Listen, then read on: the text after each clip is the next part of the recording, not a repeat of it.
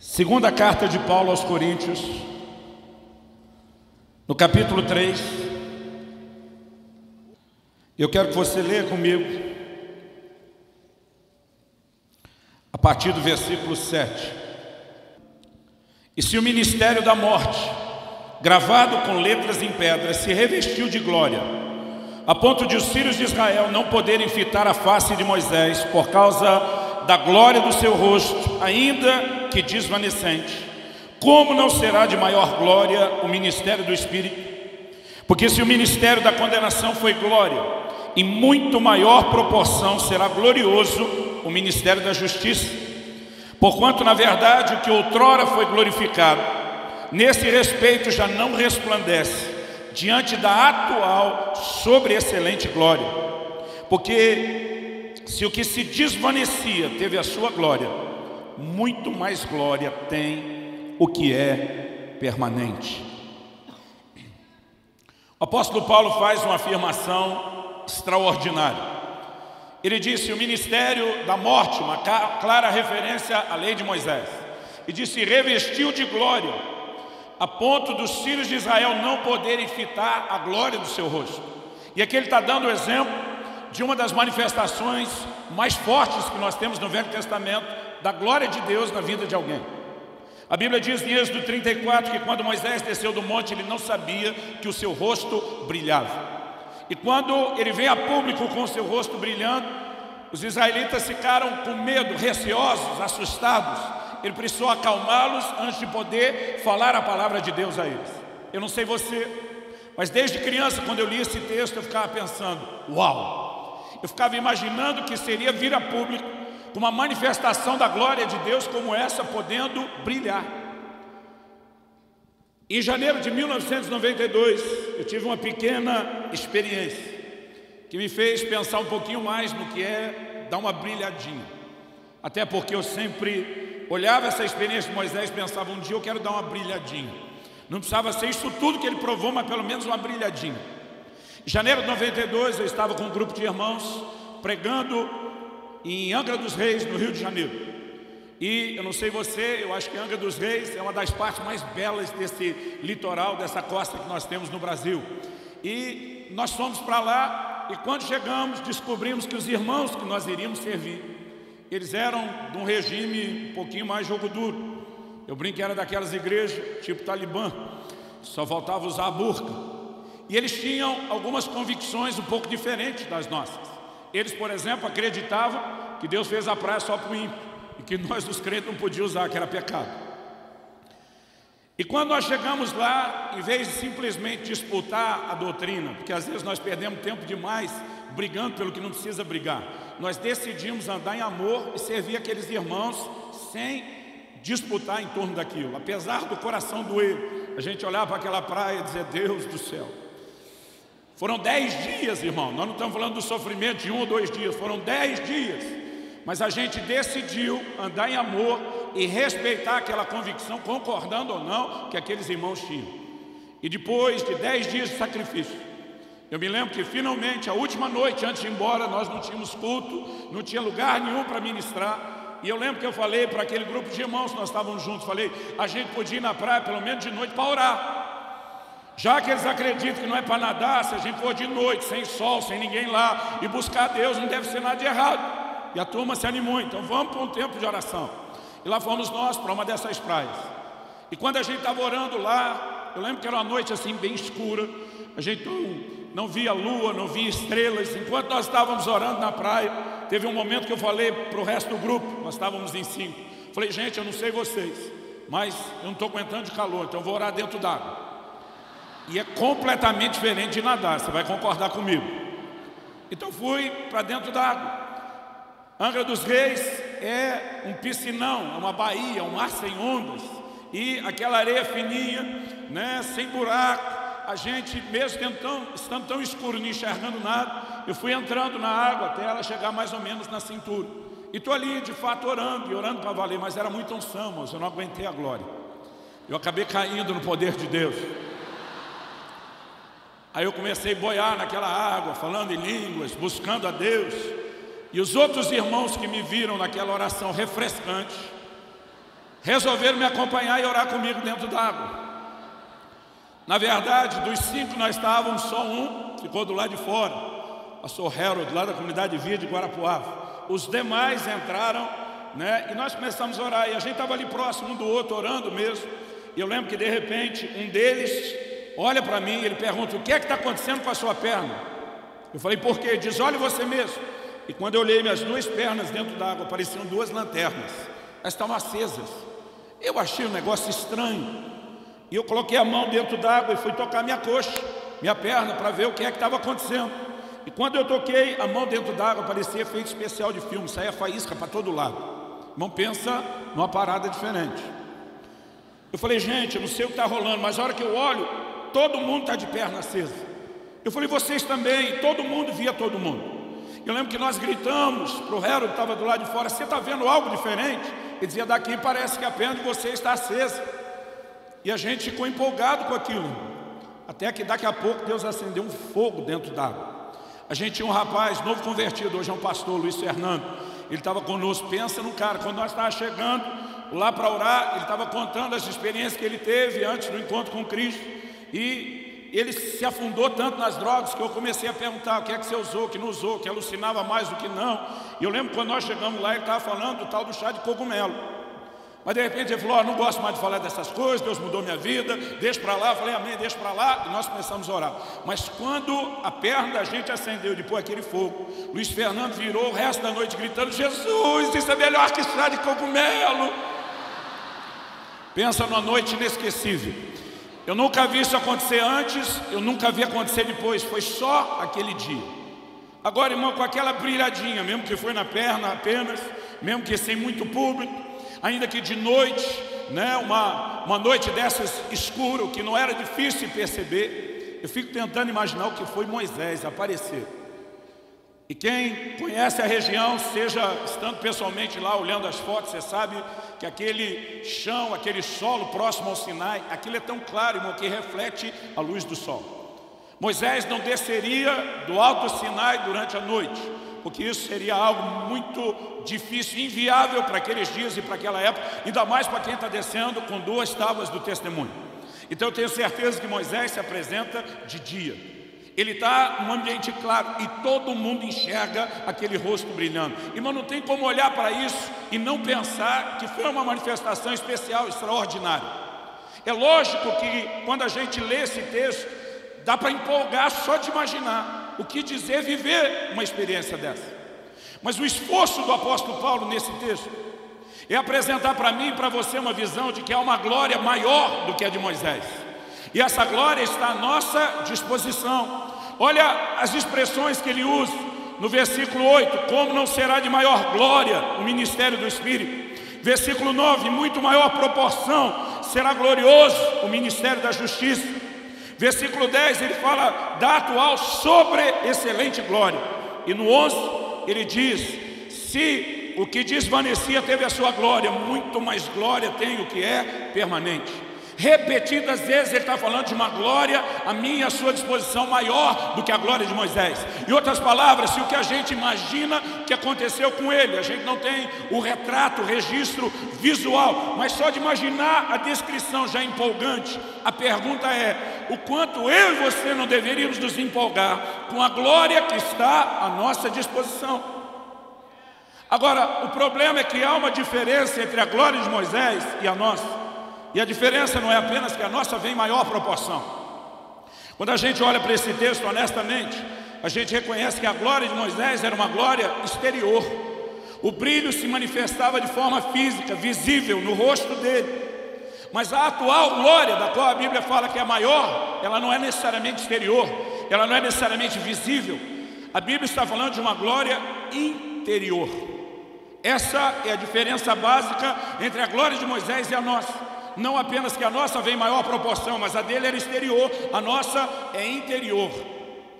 Agora, quando a gente olha para a glória de Moisés, a Bíblia diz que ela era desvanecente. Em outras palavras, passageira. Ela não durava, ela não permanecia. E quando você lê tanto o Êxodo 34, como se você continua lendo o capítulo 3 aqui da carta de Paulo aos Coríntios, você descobre que Moisés, ele precisava de tempos em tempos voltar no lugar da presença de Deus para dar um refil, uma recarga de glória, porque aquela glória sumia, ela não era permanente.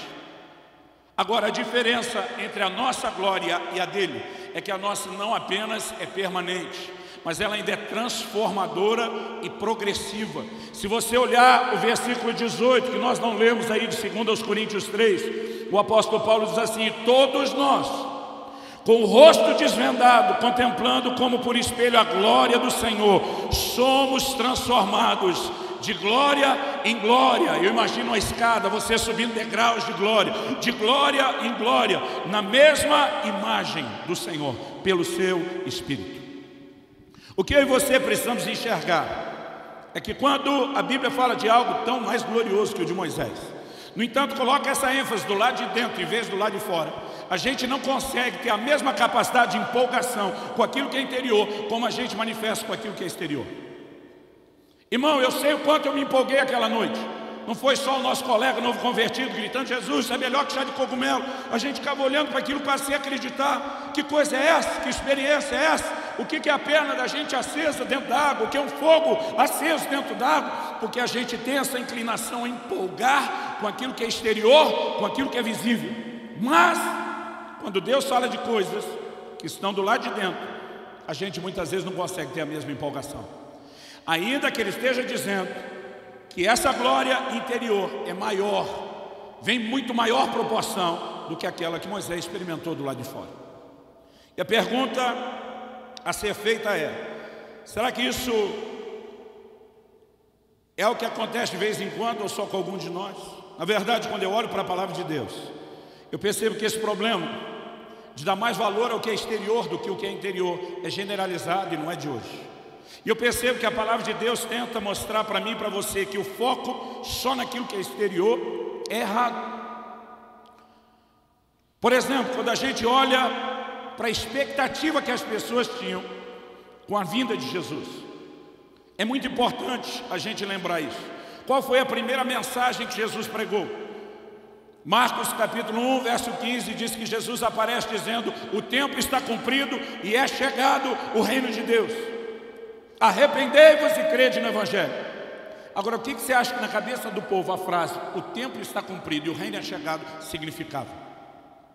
Quando você olha para as promessas do Velho Testamento, em especial a visão que Nabucodonosor tem, ou o sonho que ele tem interpretado por Daniel, registrado lá em Daniel capítulo 2, a Bíblia diz que ele sonha com uma estátua, que a cabeça era de ouro, o peito e os braços eram de prata, o ventre era de bronze e as pernas eram de ferro.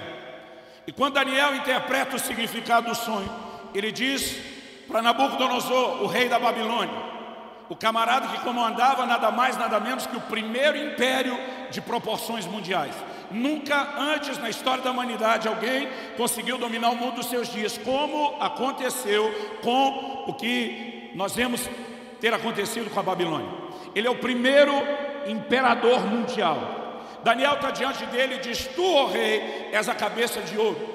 Mas ele diz: depois de ti virá um reino inferior ao seu. E o próprio livro de Daniel nos mostra que os medo-persas sucederam a Babilônia no domínio mundial. Então ele está dizendo que naquela estátua que tem um significado, mudança de metal significa mudança de reino.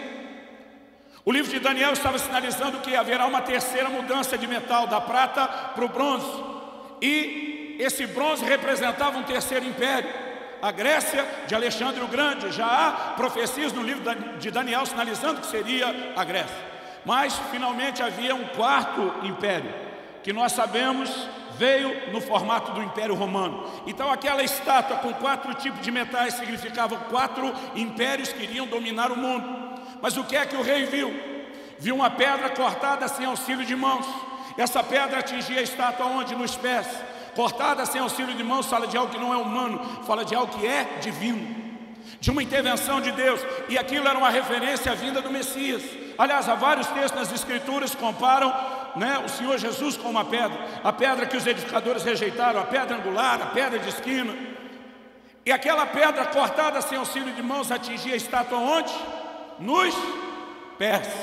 Em outras palavras, a profecia estava dizendo, no momento determinado, Deus enviará o Cristo, o Messias. E quando ele chegaria? A Bíblia estava dizendo que ele chegaria nos dias do quarto império, o Império Romano. Quando a pedra atinge os pés, esse é o significado. Mas o que é que acontecia com a estátua? A Bíblia diz que a estátua virava poeira. Quando aquela pedra atingia a estátua, ela era esmiuçada, levada pelo vento, não sobrava nada a não ser a pedra. E a pedra crescia, se tornava uma montanha que enchia toda a terra. O que é que Deus estava dizendo? Deus estava dizendo, durante um tempo, eu vou deixar vocês, os homens, governarem o mundo, até que eu envie a minha pedra, que vai acabar com a brincadeira. E eu, através da minha pedra, vou levantar o meu reino, que vai se estabelecer em toda a terra. Irmão, nós não tivemos nada mais além desses 4 impérios. Nenhuma tentativa recente, nem de Napoleão, nada funcionou. E depois de Roma, ninguém nunca mais dominou o mundo.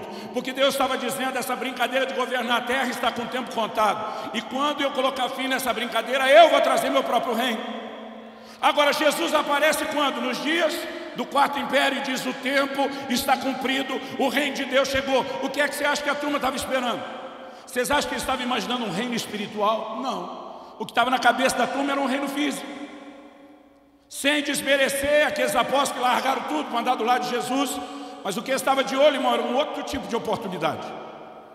A Bíblia diz que a mãe de Tiago e João, os filhos de Zebedeu, vão junto com eles botar uma pressão em Jesus. E diz, Senhor, quando te assentares no trono da tua glória, permita que meus filhos se sentem um à sua direita, outro à sua esquerda. O que ela está dizendo? Seu trono ninguém pode concorrer. Quem se meteu com isso se lascou. Mas os lugares da direita e da esquerda dá para reservar para a família. Em outras palavras, ela está dizendo, deixa meus filhos serem ministros da fazenda e do planejamento. Ou ela está dizendo, deixa a faca e o queijo na mão da família. E sabe o que é interessante? A Bíblia diz que os 10 se indignaram com os dois. Por que se indignaram, irmão? Porque os 10 também queriam sentar à direita e à esquerda. E não tinha lugar para todo mundo.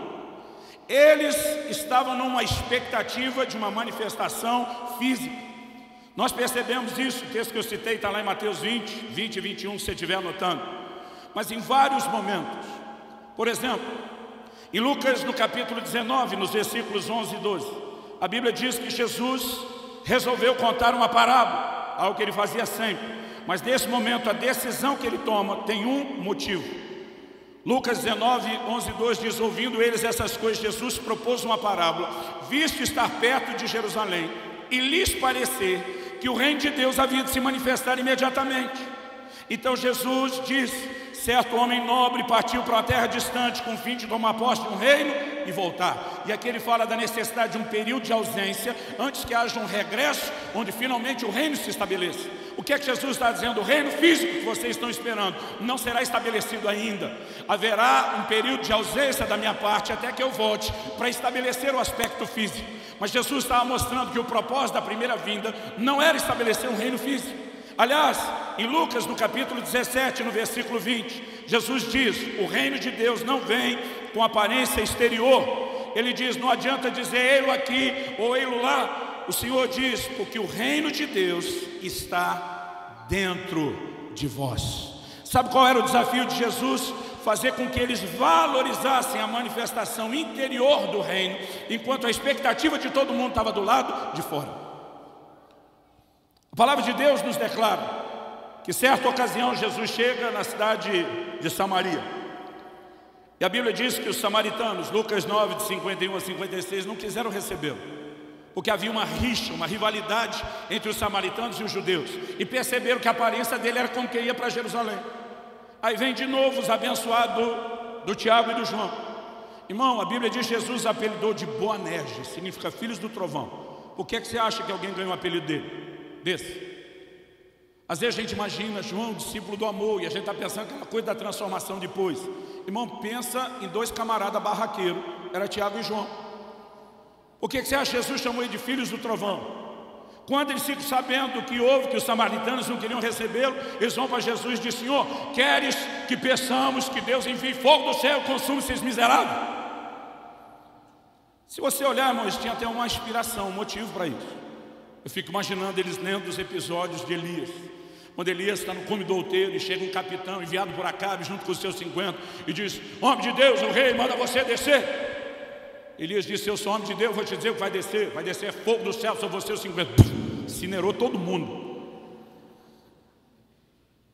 Daqui a pouco vem outro capitão com seus 50, homem de Deus, o rei manda você descer, seu homem de Deus vai descer, já era. Já tinha ido 102 embora. Aí vem um terceiro capitão. Imagina eles colocando de joelho na frente do Elias, dizendo: não mate o mensageiro, eu não tenho nada a ver com isso. E naquele momento, quando ele pede clemência, o anjo do Senhor fala com Elias: agora desce. Imagina esses caras lendo isso e agora todo empolgado. Quando eles percebem que não quiseram receber Jesus, já deu aquele sentimento de vamos dar carteirada nos caras. Com quem que eles pensam que estão falando? Sabe o que Jesus diz para eles? Eles estão fazendo menção de um episódio bíblico. Mas Jesus olha para ele e diz: vocês não sabem de que espírito sois. O Filho do Homem não veio para destruir, mas para salvar a vida dos homens. E olha que inteligência simples. A Bíblia diz: e foram para outra aldeia. Jesus está agindo assim: eles não querem receber, a gente acha quem recebe. Sabe, querido, às vezes a gente faz muita tempestade quando poderia contornar e resolver as coisas de uma forma bem mais simples. Hashtag fica a dica. Mas sabe qual era o problema deles? O tempo todo, a empolgação com as coisas ligadas ao reino, tudo tem que ser espetacular, tudo tem que ser piromaníaco, tudo tem que vir chacoalhando, agitando, mesmo depois da ressurreição de Jesus. Atos 1:6, é nesse tempo que restauras o reino de Israel. Tipo, e aí, vamos mandar no mundo ou não vamos? Agora a pergunta a ser feita é: será que só eles é que tinham dificuldade de colocar o foco muito mais forte no exterior do que no interior? Ou a mesma coisa não acontece comigo, com você? Irmão, fala aí, quando a gente sai de um culto onde teve aquele mover externo, visível, barulhento do Espírito Santo, a gente sai e diz: esse culto foi bom. Mas dependendo do que Deus fez, a gente não sai falando a mesma coisa. Eu gosto de uma frase que eu ouvi muitos anos atrás: culto bom não é necessariamente aquele que você sai feliz com o pregador, mas às vezes aquele que você sai triste com você mesmo. Porque há formas distintas de Deus agir e operar. E eu não estou dizendo, irmão, que nós vamos deixar de valorizar o barulhento. Eu estou dizendo que a gente não pode dar valor só para isso, em detrimento de outras coisas que são tão importantes quanto, ou, de acordo com o que eu quero te falar, em alguns casos até mais importante do que só o barulho. Dito isso, que o foco só no exterior é errado e que esse é um problema antigo e com certeza afeta eu e você, eu quero que você possa pensar comigo qual é a ênfase do Novo Testamento sobre a manifestação da glória. Ainda que você veja Jesus se transfigurando no monte, ainda que haja manifestações físicas, o foco é um só. E lá em Colossenses, no capítulo 1, no versículo 27, a gente lê: Cristo em nós, ou em vós, Paulo falando para os outros, a esperança da glória. Você pode repetir isso comigo? Diga: Cristo em nós, a esperança da glória. Quando Paulo está falando dessa glória que é maior do que a glória de Moisés, qual é o foco dele? É quando ele chega no versículo 18 e diz: e todos nós somos transformados de glória em glória, uma glória progressiva, não só permanente, mas progressiva. E diz: somos transformados na imagem do Senhor Jesus. O foco de glória do Novo Testamento vai sempre bater num ponto e numa tecla muito específica, que tem a ver com nada mais, nada menos do que a manifestação ou a formação da imagem do Senhor Jesus em nós. Eu acredito que como igreja, a gente precisa crescer muito no assunto das manifestações do Espírito, dos dons, da unção, do poder. Não vou dizer que já chegamos à maturidade, mas pensa numa coisa que a gente ainda fala e que ainda dá ibope. Mas muitas vezes nós agimos quase como se a obra do Espírito Santo se limitasse apenas a manifestar poder e fazer barulho, ainda que seja extremamente importante. Não estou falando contra isso, mas muitas vezes nós não conseguimos enxergar algo que na palavra de Deus vem sendo apresentado num patamar de importância maior do que a unção, maior do que as manifestações, maior do que qualquer outro barulho, que tem a ver com uma obra que precisa acontecer do lado de dentro nas nossas vidas. E isso tem a ver com algo muito específico. Agora, antes de falar dessa questão de Cristo em nós e da glória interior, me permito fazer um panorama rápido aqui. Em Efésios, no capítulo 4 e no versículo 6, a palavra de Deus fala de um só Deus. A Bíblia diz: o qual é sobre todos, por todos e em todos. A Bíblia fala de 3 manifestações específicas de Deus nesse relacionamento, a interação dele conosco e de nós para com ele. O primeiro mencionado aqui é Deus sobre. O segundo nível mencionado aqui é Deus por. E o terceiro é Deus em. Eu acredito, querido, de todo o meu coração, que uma das marcas do tempo do fim, de acordo com a pregação de Pedro, lá em Atos, no capítulo 3, de 19 a 21, Pedro diz assim: arrependei-vos e convertei-vos, para que venham os tempos de refrigério da parte do Senhor. Aí ele diz assim: envie ele o Cristo. O que é esse envie ele o Cristo? Não está falando da primeira vinda. Jesus já tinha vindo, morreu, ressuscitou, foi assunto ao céu. Ele está anunciando a segunda vinda. E ele diz: envie ele o Cristo, o qual convém que os céus contenham, segurem, até o tempo da restauração de todas as coisas, como falou Deus pela boca dos seus santos servos, os profetas. Então, independente de qual seja a sua escatologia, sua escola teológica, uma coisa inquestionável é que a Bíblia está dizendo que os céus estão segurando Jesus para que ele não volte, sem que primeiro venha o tempo da restauração de todas as coisas. Então, uma das características que vão preceder a vinda do Senhor é que haverá primeiro um tempo de restauração, como foi profetizado. Então, nós precisamos entender: a igreja entra em declínio e decadência. A pessoa não precisa nem ser crente como a gente, vai estudar história e vai estudar um tal de período das trevas, 1000 anos de profunda decadência. E há 500 anos atrás, pelo menos na data que resolvemos marcar, começa-se um movimento mais forte de restauração. Agora deixa eu te dizer, querido, 500 anos depois, essa reforma não está completada, tem muita coisa para ser reformada. Aliás, o Brasil, mais do que avivamento, ele na verdade está precisando de alinhamento, ele está precisando de um abibliamento, de uma volta à palavra. Nós estamos precisando de reforma, nós estamos precisando de ajuste à palavra. Mas nós não podemos deixar de reconhecer que Deus vem fazendo algumas coisas. Na virada do século XIX para o XX, rompeu um movimento que se espalhou por toda a terra, se tornou imparável, foi o movimento pentecostal. Qual foi a ênfase do movimento pentecostal? Uma restauração de um conceito, de um entendimento e de uma prática por séculos abandonado, esquecido pela igreja. Nós temos poucos registros, casos isolados, às vezes com diferença de séculos entre um registro e outro, de pessoas vivendo a manifestação do poder do Espírito Santo. Quando a Bíblia fala de Deus sobre, está falando da unção, está falando dos dons, está falando de uma capacitação para um trabalho sobrenatural. Jesus diz: o Espírito do Senhor está sobre mim, pelo que me ungiu para curar, libertar, pregar. Quando a Bíblia fala de Deus sobre, é sempre a unção. Jesus diz: recebereis poder ao descer sobre vós o Espírito Santo, sereis minhas testemunhas. Deus sobre, querido, é a manifestação do poder do Espírito Santo, que nos leva a servir e operar de forma sobrenatural. Quando o movimento pentecostal veio, as pessoas começaram novamente a experimentar o batismo do Espírito Santo. Os dons voltaram a aparecer. E de repente, num pequeno prazo de tempo, toda a terra foi engolida por um mover sem precedentes que se espalhou por toda a terra. Deus estava restaurando um desses níveis de interação que Ele tem conosco, que é Deus sobre todos. Mas os anos passaram e nós tivemos uma outra grande onda da parte de Deus. Na virada da década de 50 para a década de 60, mais uma vez, e agora falando do século 20, uma onda de Deus varreu toda a terra. E esse novo mover não enfatizava agora só o poder e os dons do Espírito Santo, mas ele veio mexendo numa outra área igualmente abandonada e esquecida, que era uma mensagem de fé. Eu creio que Deus usou esse movimento para restaurar o segundo nível de interação com Ele. O primeiro já havia começado, Deus sobre todos. Mas o que nós começamos a experimentar foi algo especial nessa área de Deus por todos.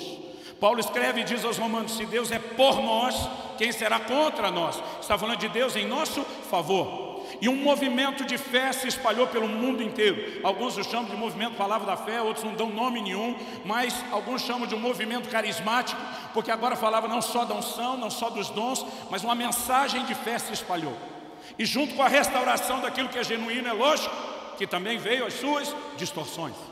E nós temos aberrações no movimento neopentecostal brasileiro, que são origem de uma coisa legítima que Deus estava restaurando, uma mensagem de fé.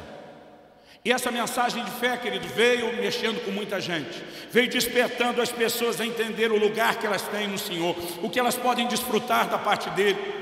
Porque algo que eu e você precisamos entender, querido, é que Deus não responde necessidade, Deus responde fé. Uma pessoa não é curada só porque precisa de cura, assim como alguém não é salvo só porque precisa de salvação. A Bíblia diz: pela graça sois salvos mediante a fé. Não adianta só necessitar de salvação, tem que se crer para receber aquilo que se precisa. E a mensagem de fé começou a nos fazer entender não apenas a salvação, mas os seus benefícios, a nossa posição nele. Jesus elogia uma mulher dizendo: grande é a sua fé, uma cirofenícia. Quando ela procura Jesus, ela leva 3 nãos de Jesus. Ela começa clamando e Jesus diz para tu: manda embora, não vou atender. Ela chega, se prostra, e Jesus ainda está fazendo vista grossa. Os discípulos dizem: Senhor, se não vai atender, manda embora, está ficando ruim para nós. Aquela mulher, quando clama para Jesus, Jesus dá o 3º não, diz para ela: não é lícito tomar o pão dos filhos e lançá-lo aos cachorrinhos. Jesus estava dizendo o quê? Eu fui enviado primeiro às ovelhas perdidas da casa de Israel. Há uma aliança com Abraão e a sua linhagem. Eles, por conta da aliança, são como os filhos na casa, têm direito de sentar e comer à mesa. Você, como gentia, pode transitar na casa, pode ser bem vista, pode ser bem quista, mas a semelhança do cachorrinho, você não tem um lugar nessa família, ainda que transite por aqui. Essa mulher olha para Jesus como quem diz: é tudo verdade o que o Senhor está falando. Mas ela diz: mas Senhor, os cachorrinhos comem das migalhas que caem da mesa dos filhos. Sabe o que ela está dizendo? Eu não estou tentando usurpar o lugar dos filhos, mas cá entre nós, os filhos não estão aproveitando tudo que o Senhor está dando. Me deixa pegar sobra, me deixa pegar rebarba, me deixa pegar aquilo que eles estão desperdiçando. Agora, irmão, olha aqui, a Bíblia diz que Jesus falou: grande é a sua fé, e na mesma hora a filha dela foi liberta. Agora, olhe para cá um instante. Se comendo migalha que cai da mesa já tem cura e libertação para a nossa casa, o que não está à nossa disposição quando a gente sentar como um filho na mesa e assumir o nosso lugar e assumir a nossa posição? A igreja precisa do entendimento de fé, o que é interagir corretamente com Deus em fé, e Deus vem restaurando isso. Mas nós estamos na iminência de um grande terceiro mover de Deus, que virá, não porque nós não precisamos de mais nada no sobre ou no por, mas virá mexer talvez na área mais negligenciada e abandonada pela igreja. É o nível de relacionamento de Deus em nós. E eu quero chamar a sua atenção. Eu creio que nessa noite, além de trazer ensino, eu estou trazendo ao coração de vocês uma palavra profética. Eu posso dizer como Elias: eu ouço o ruído de abundante chuva, há um mover do Espírito Santo a caminho. Nós vamos experimentar uma terceira onda e uma grande visitação da parte de Deus que vai tocar as nossas vidas. Ela não vai mexer só no assunto do Deus sobre, nem só do Deus por, mas ela está nos chamando a entender Deus em nós. O que nós lemos lá em 2 Coríntios 3,18, que fala do Espírito Santo nos transformando de glória em glória na imagem do Senhor Jesus. O que a palavra de Deus diz lá em Efésios 4,13, a razão pela qual Ele estabeleceu os dons ministeriais na igreja. Eu acho engraçado que tem um monte de gente brigando para tentar defender que os dons ministeriais são para hoje, e eu acredito nisso. Outro dia alguém me perguntou: pastor Luciano, o senhor crê que o dom do apóstolo é para os nossos dias? Eu falei: por que eu não creria nisso? A Bíblia diz em Efésios 4,11 que Ele deu apóstolos, profetas, evangelistas, pastores e mestres. O 12 diz por quê? Para o aperfeiçoamento dos santos. O 13 dá o prazo de validade, até que todos cheguemos à unidade da fé, do pleno conhecimento do Filho de Deus, à estatura do varão perfeito. Nós já chegamos até que? Não. Então o dom está aí, irmão. Agora, daí a dizer que todo mundo que está falando apóstolo é outra conversa. Porque Apocalipse 2,2 fala: puseste à prova os que dizem apóstolos e não são, e os achaste mentirosos. Tem gente equivocada sobre isso desde muito tempo atrás. Mas que o dom é para o nosso tempo, é. Agora, enquanto a gente fica brigando se o dom é, se não é, nós perdemos de vista por que os dons ministeriais foram dados. Para aperfeiçoar os santos, para levar os santos à obra do ministério. Mas a Bíblia diz: até que todos cheguemos à estatura do varão perfeito. Irmão, deixa eu te dizer, há um motivo central por trás da redenção. Deus não queria apenas resgatar você da condenação do inferno e garantir carimbar o seu passaporte para o céu. Deus tem um plano durante a sua trajetória nessa terra antes que você chegue no céu. E esse plano e o projeto de Deus é claramente revelado na Bíblia como um só. Romanos 8,29 diz: aos que dantes conheceu, também os predestinou para que fôssemos conformes à imagem de seu Filho Jesus. Deus traçou um destino de antemão para o homem, que era o quê? manifestar a imagem de Jesus. Querido, o que é que Jesus veio fazer? Abre comigo em 1 Coríntios capítulo 15. 1 Coríntios capítulo 15. E aqui a palavra de Deus nos chama. Nós vamos ler a partir do versículo 45. Pois assim está escrito: o primeiro homem, Adão, foi feito alma vivente. O último Adão, porém, é espírito vivificante. De quem você acha que a Bíblia está se referindo quando fala do último Adão? Vamos continuar lendo. 46, mas não é primeiro o espiritual, e sim o natural, depois o espiritual. O primeiro homem formado da terra é terreno, Adão. O segundo homem é do céu. De quem está falando? De Jesus. 48, como foi o primeiro homem, o terreno, tais também são os demais homens terrenos. E como é o homem celestial, tais também os celestiais. Assim como trouxemos a imagem do que é terreno, devemos trazer também a imagem do que é celestial. O que a Bíblia está dizendo? Que Adão, o primeiro homem, veio para ser um cabeça de raça, uma matriz que reproduziria semelhantes seus. Mas a matriz foi comprometida por causa do pecado, e a reprodução toda também se tornou comprometida. Romanos 5,12 diz: por meio de um só homem, uma clara referência a Adão, entrou o pecado no mundo, através do pecado a morte passou a todos os homens. Bagunçou tudo. E Deus diz: eu preciso levantar um novo cabeça de raça, não comprometido pelo pecado, não alterado na sua imagem, que é a matriz reprodutora de pecado. E aí você tem Jesus sendo concebido, e essa é a essência da redenção, concebido de forma sobrenatural, tem o nascimento virginal, sua entrada sem pecado na terra. Mas ele não apenas entra, ele vence o pecado o tempo todo. Hebreus 4,15 diz que ele foi tentado em todas as coisas, a nossa semelhança, mas sem pecado.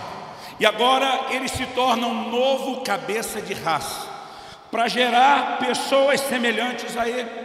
Quando Jesus fala para Nicodemos,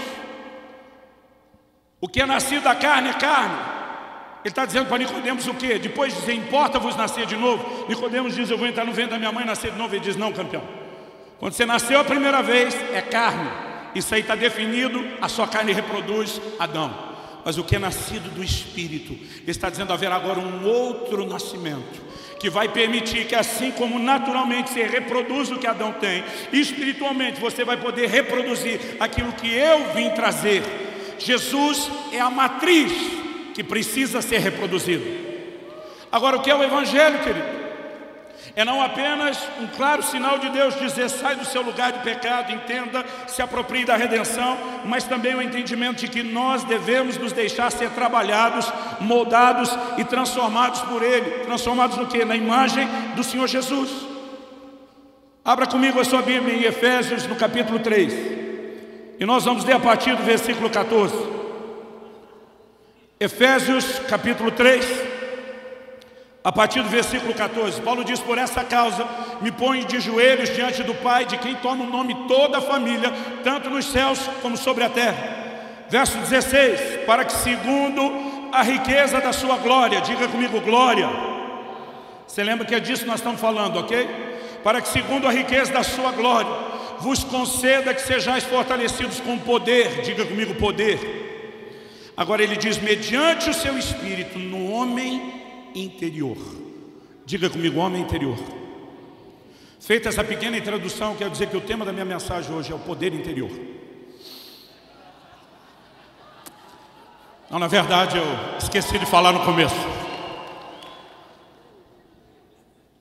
A palavra de Deus fala de uma ação do Espírito Santo, onde? No homem interior, aonde Deus manifesta o seu poder com uma intenção muito específica: reproduzir e manifestar em nós a sua glória. Vamos continuar lendo. Verso 17: e assim habite Cristo no vosso coração pela fé, estando vós arraigados e alicerçados em amor. Quando ele diz: e assim habite Cristo no vosso coração pela fé, querido, ele não está falando de um pecador que vai se converter e Jesus vai vir morar no coração dele. Ele está falando para a gente crente o tempo todo, a epístola toda. Quando ele diz: e assim habite Cristo no vosso coração, ele está falando da reprodução da imagem de Jesus que é o sonho e o projeto de Deus para cada um de nós. Gálatas 4,19, meus filhinhos, por quem de novo sinto dores de parto, até que Cristo seja formado em vós. O que é Cristo ser formado em nós? Quer dizer, quando você converte, ele entra só como o menino que nasceu em Belém, e depois ele vai para a adolescência até virar homem feito. Não, querido. A Bíblia não está falando que Jesus precisa de nenhuma formação, mas a imagem dele tem que ser formada, desenvolvida em você. A natureza dele precisa assumindo controle em você. A reprodução de quem ele é precisa ir aumentando. Eu e você a cada dia precisamos estar mais parecidos com o Senhor Jesus, porque esse é o plano e o propósito de Deus. Irmão, ser parecido com Jesus não é um opcional da vida cristã. Não é que nem você vai comprar um carro e diz, se vir com opcional melhor, se não vier paciência. O plano e o projeto de Deus é que eu e você nos tornemos semelhantes a Jesus. Agora, quando eu e você entendemos isso, nós precisamos reconhecer algo. O responsável por produzir isso nas nossas vidas é o Espírito Santo.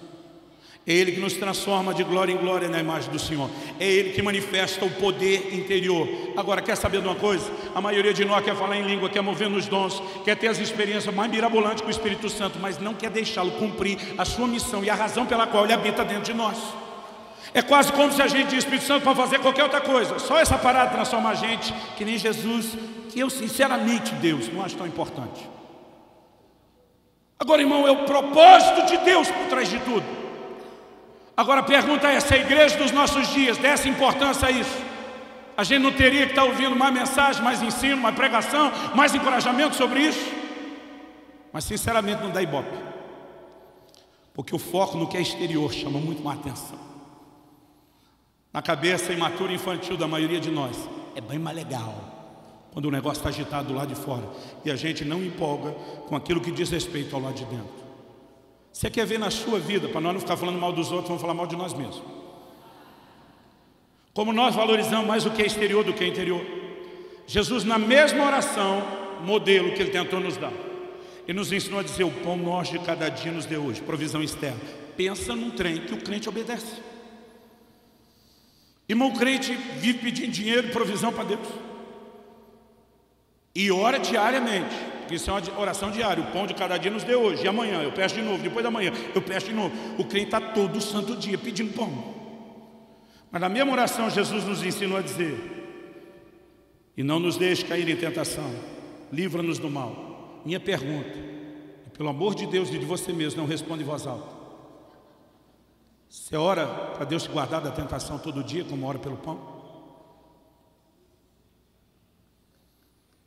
A mesma necessidade que eu tenho de todos os dias de pedir provisão, eu tenho de pedir para que eu não ceda à tentação, porque senão isso compromete o processo de transformação na imagem dele. Mas isso aqui eu não faço questão de orar. Quando ele nos ensina a diariamente na vida de oração declarar perdão, a gente faz isso? Não, a gente ora, pesa a mão naquele miserável, Senhor. Aliás, irmão, pensa um negócio que me cansa, esse gospel vingativo dos nossos dias. A gente precisa aprender a voltar a andar em amor. Por favor, diga amém. A gente precisa, querido, não aproveitar toda oportunidade para ter uma discussão. E às vezes simplesmente dizer, eu amo você no Senhor, eu posso relevar, eu posso passar por cima disso. Nós somos um no Senhor, ponto final.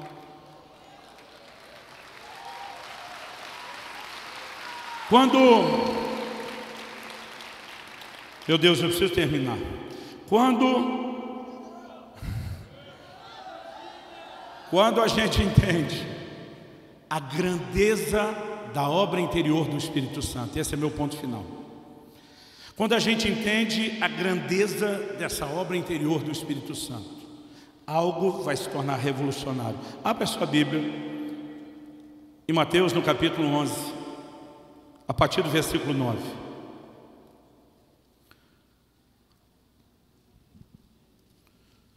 Jesus falando diz, mas para que saístes? Para ver um profeta? Sim, eu vos digo, e muito mais que profeta. Esse é de quem está escrito, eis aí eu envio diante da tua face o meu mensageiro, o qual preparará o teu caminho diante de ti. Em verdade vos digo, entre os nascidos de mulher, ninguém apareceu maior do que João Batista, mas o menor no reino dos céus é maior do que ele. Vamos parar e dar uma olhada no que Jesus falou. Em primeiro lugar, Jesus diz: o cara não é só profeta, é mais do que profeta. E Deus só falou isso de outro camarada na Bíblia, que foi Moisés. Ou seja, pensa num cara que está recebendo moral agora. No entanto, apesar de Deus ter falado a mesma coisa de Moisés, dizendo é mais do que profeta, Jesus bota João Batista num patamar aqui, acima dos outros. Ele diz: dentre os nascidos de mulher, diz, pega a galera toda de João para trás. Ele diz: não tem ninguém maior do que João Batista. Sabe o que ele está dizendo?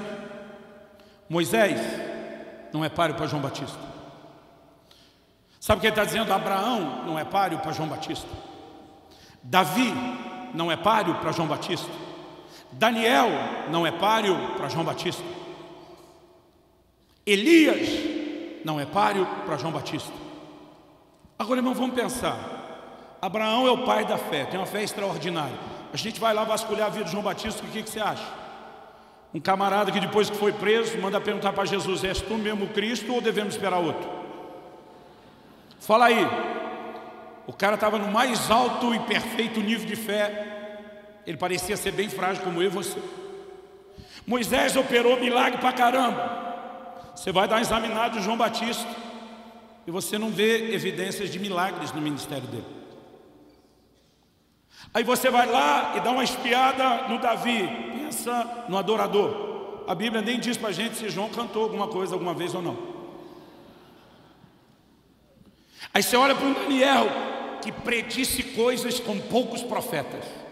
Você vai dar uma examinada de João Batista, irmão, parece que não teve uma revelação do futuro, a não ser dizer: ó, ele é o Cordeiro de Deus que chegou, não é nem que está chegando.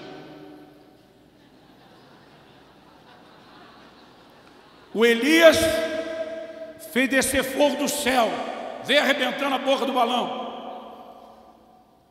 O Batista, o João Batista, conseguiu afundar um monte de gente na água e só. Não, irmão, na real, onde esse camarada é maior do que a turma dele, do que os que vieram antes dele. Só tem uma frase que ajuda você a entender onde ele é maior do que os outros, e que Jesus no final do versículo não está se contradizendo. Porque depois Jesus diz assim: mas o menor no reino dos céus. Ele está dizendo: o mais fulamba de vocês é maior do que ele. Só tem um jeito de você entender como João é maior do que os outros e como nós nos tornamos maior do que ele. Quando o anjo do Senhor aparece a João Batista, a Zacarias, o pai de João Batista, ele dá um detalhe de algo que ninguém antes dele nunca teve. Ele pode não ter tido a fé de Abraão, os milagres de Moisés, o fogo de Elias, a profecia de Daniel, a adoração de Davi, mas o anjo do Senhor diz: ele será cheio do Espírito Santo desde o ventre da sua mãe. As pessoas no Velho Testamento tinham unção sobre elas, eram ocasionalmente cheias, mas ninguém vivia com a presença permanente do Espírito de Deus dentro deles. Agora, sabe o que o anjo está dizendo? Ele está trazendo algo que ninguém antes dele teve. Agora Jesus olha e diz: por conta disso, ele é maior do que todos. Sabe o que ele está dizendo, querido? Muito mais do que ter os sinais que essa cambada de homem de Deus teve. Há algo glorioso, é o que Paulo está sustentando em 2 Coríntios 3. É a presença do Espírito Santo habitando em nós. Agora eu e você, diferente de João Batista, ainda podemos nascer de novo, podemos ser transformados de glória em glória na imagem de Jesus. Então ele diz: ele é maior do que a turma, mas o mais fraquinho, o crente mais sem vergonha do meio de vocês pode ser maior do que João Batista. O problema é que nós não temos entendido a grandeza da obra interior do Espírito Santo. A gente quer valorizar só o que é exterior, e eu não quero depreciar o que é o exterior hoje. Mas eu quero a semelhança de Paulo dizer: tem algo que é uma glória maior do que aquele barulho que acontece do lado de fora. É quando Deus nos transforma na imagem do Senhor Jesus. Quem está entendendo, diga amém. Agora vamos pensar junto. Eu não estou dizendo que nós temos que escolher, porque Deus não está mandando a gente escolher. A Bíblia diz que Ele é sobre todos, por todos e em todos. A gente tem que ter as três coisas. Mas no início do meu ministério, eu só pregava a parte do Deus sobre unção, poder, dons, e a parte do Deus por fé. Sempre preguei fé. O que demorou para eu entender foi essa parte do Deus em nós e de transformação. Eu compartilho isso no meu livro, O Agir Invisível de Deus. Eu tive um acidente de carro em agosto de 93, que me gerou muita crise, porque sempre tem um amigo da onça, tipo aqueles amigos de Jó, quando você passa um momento ruim que ele quer provar que você está em pecado. Eu tive esse acidente numa viagem que a gente fazia no ministério. Eu lembro que alguém me perguntou: vocês oraram antes da viagem? Como quem diz, deve ter faltado oração. Eu falei: criatura, a gente não orava só antes da viagem, a gente orava a viagem. No dia do acidente fazia 6 horas que o pau estava quebrando dentro do carro, irmão. Pensa numa reunião de oração ambulante, era aquele carro na estrada. Aí vinha hoje: você tem certeza que não tem pecado? Eu pensava: pecado está para acontecer, a hora que eu vou no seu pescoço, miserável. Mas o problema é que eu fui conversar com Deus. Eu dizia: Senhor, por favor, me diz o que aconteceu. Eu dizia: tenho certeza que isso foi coisa do cão, do Satanás. Mas o diabo só toca em alguém com permissão, ou nossa. Por isso que a Bíblia diz: não dê lugar ao diabo. E permissão nossa não é que você acorda numa manhã, num momento insano, escreve um documento, vem por meio dessa, autorizar o miserável do Satanás fazer uma devassa na minha vida. Mas quando a gente peca, quebra princípio, é isso que acontece. Ou, como a gente lê no livro de Jó, tem que ter uma autorização soberana de Deus. E eu fui para Deus em oração e falei: nós dois sabemos que não fui eu que dei a autorização. Como quem disse, só sobrou você. Eu dizia para Deus: eu recorro ao Supremo Tribunal Celestial, em última instância, eu apelo em todos os níveis. O Senhor sabe que não fui eu. A minha pergunta para Ele é: por que isso aconteceu? E o problema é que durante mais de um ano, querido, houve silêncio. E Deus não falava nada. Mas 1 ano e 3 meses depois do acidente, eu estava sendo agora ordenado no ministério pastoral, reconhecido à frente de uma igreja. Porque uma das coisas que esse acidente gerou foi uma reviravolta, que me tirou só do itinerante e me levou a cuidar de uma igreja. E na hora que os pastores impuseram as mãos sobre mim e começaram a profetizar, um deles, que hoje, na época me mentoreava, hoje ele é parte da minha equipe, trabalha comigo, Francisco. E na hora que impôs as mãos para orar comigo, ele teve uma visão aberta de um anjo de Deus em pé do meu lado. Ele viu o anjo como você está me vendo, ele ouviu o anjo como você está me ouvindo. O anjo falou para ele: eu fui enviado da parte do Deus Altíssimo, Todo-Poderoso, porque você tem uma preocupação muito grande com esses ministérios. E apontou, nós estávamos em 3. Mas o anjo falou para ele: o Senhor quer tranquilizar o seu coração, Ele te faz saber que eles estão nas mãos dEle, não há motivo para que você tenha medo. Eu entendo hoje o medo dele. Eu fui ordenado com 20 anos de idade, solteiro. Eu brinco, Douglas, que hoje nem eu ordenaria o mesmo ministério. Não naquela época. Mas o Senhor falou com ele a respeito do assunto.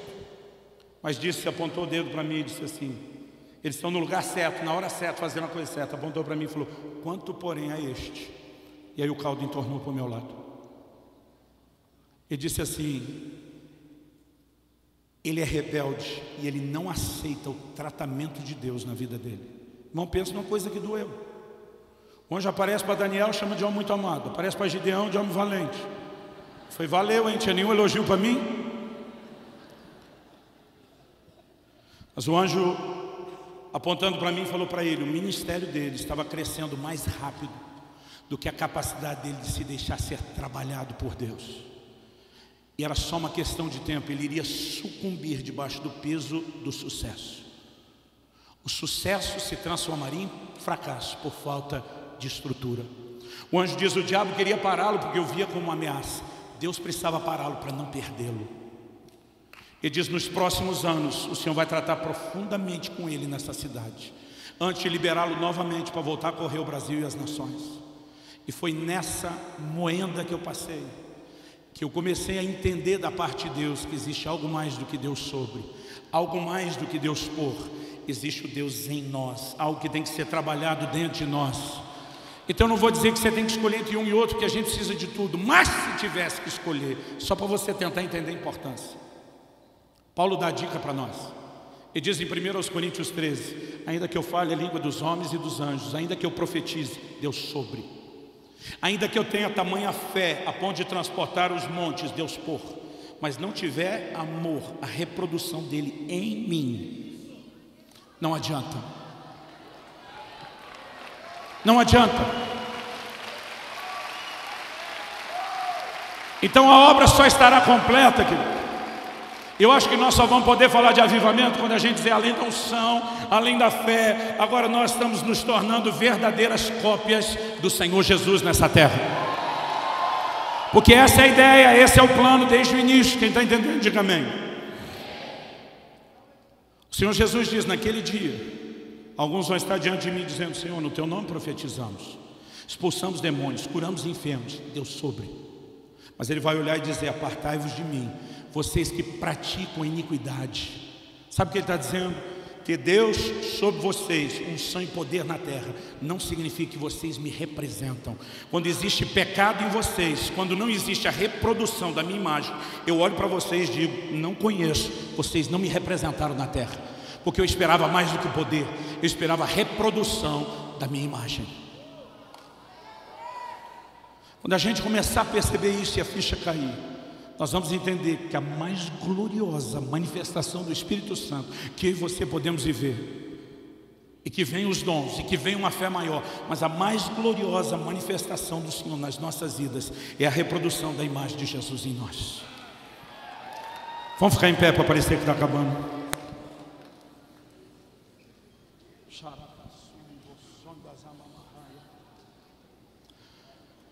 Querido, olhe para cá um instante. Mesmo que em algum momento eu possa ter sido contundente, eu não vim te apontar o dedo, eu não vim jogar pedra em você. Eu espero ser um instrumento de Deus para te ajudar a enxergar algo, a enxergar e perceber algo extraordinário que o Senhor quer fazer na sua vida. Eu sei que nós não podemos nos estender nem fazer muito barulho agora, mas tudo que Deus precisa é de um minutinho de bobeira da sua parte, onde você baixa a guarda e onde você diga: Espírito Santo, eu quero descobrir esse poder interior, essa glória. Irmão, eu tenho visto tanta coisa extraordinária de Deus na minha caminhada com o Senhor, no meu ministério, e eu sou grato.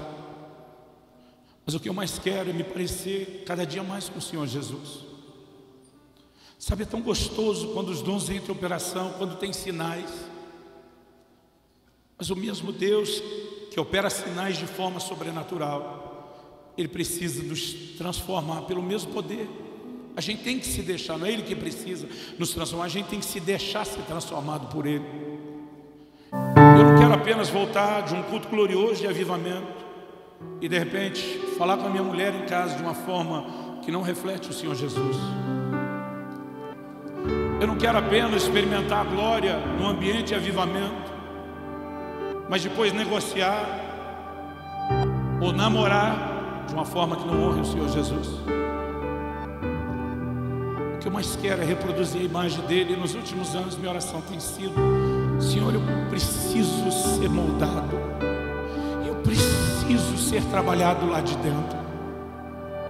E se nós aprendemos dia a dia a ir ao Senhor e reconhecemos a grandeza dessa obra do Espírito, a importância, e começarmos a entender o quão glorioso é esse projeto de nos transformar na imagem de Jesus, nós não apenas vamos ser diferentes, transformados de glória em glória na imagem do Senhor, mas à medida que todos nos permitimos ser transformados, nós vamos trazer uma revolução nessa terra. Os cristãos não foram chamados de cristãos só porque pregavam, só porque curavam enfermos. A palavra cristão no português, por causa do ão, soa aumentativo para nós. O significado que essa palavra tinha é como se as pessoas se referissem a eles dizendo: vocês são pequenos cristos, vocês são cópias, vocês são réplicas de quem Jesus é. E sabe o que é interessante? Não foram eles que se chamaram de cristãos, foram os ímpios que chamaram eles de cópias de Jesus. E hoje em dia a gente se chama e não convence ninguém. Algo precisa mudar. Nós precisamos reconhecer que essa é a essência do plano de Deus. 1 de João 2,6: quem diz estar nele deve andar como ele também andou. 1 de Pedro 1,21 diz que nós temos que andar nas suas pegadas. A vida cristã não é outra coisa a não ser reproduzirmos a imagem do Senhor Jesus. Eu não creio que Deus levantou Douglas só para agitar a moçada num movimento qualquer. Eu creio, Douglas, que isso é parte de um movimento profético do nosso tempo. Despertar as pessoas para entender o que é reproduzir a imagem dele. Ajuda-nos, Senhor.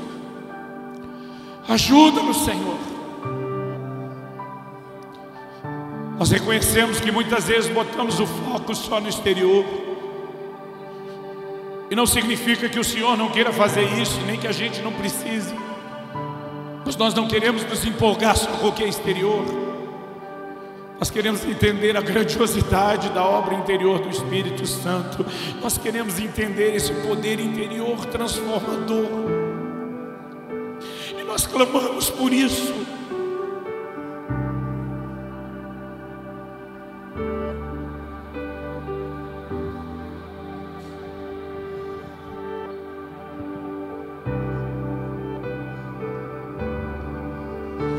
Ah, Senhor, nós clamamos por isso. Em nome de Jesus. Espírito Santo, se você não abrir os nossos olhos, se o Senhor não trouxer revelação,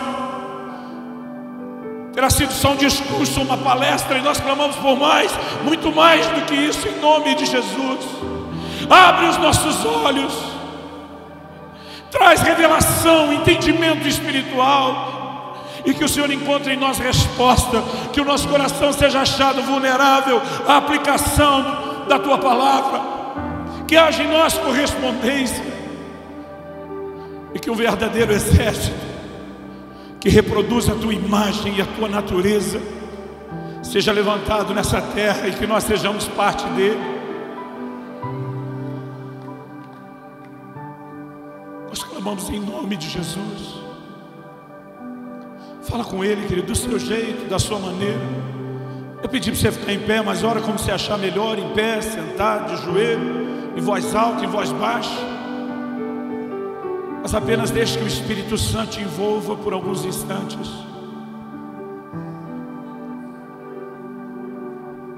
Nós clamamos pelo poder interior, Senhor. Nós clamamos pelo poder interior, o poder do Teu Espírito no nosso íntimo.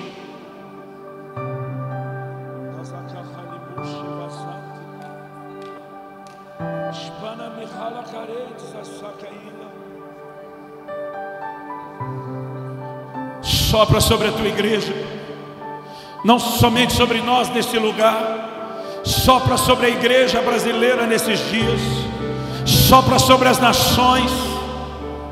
Que venha um terceiro grande e intenso mover do Teu Espírito, nos levando não só a entender Deus sobre todos, não só a entender Deus por todos, mas o Deus em todos, a glória interior, o poder interior, a transformação interior, em nome de Jesus.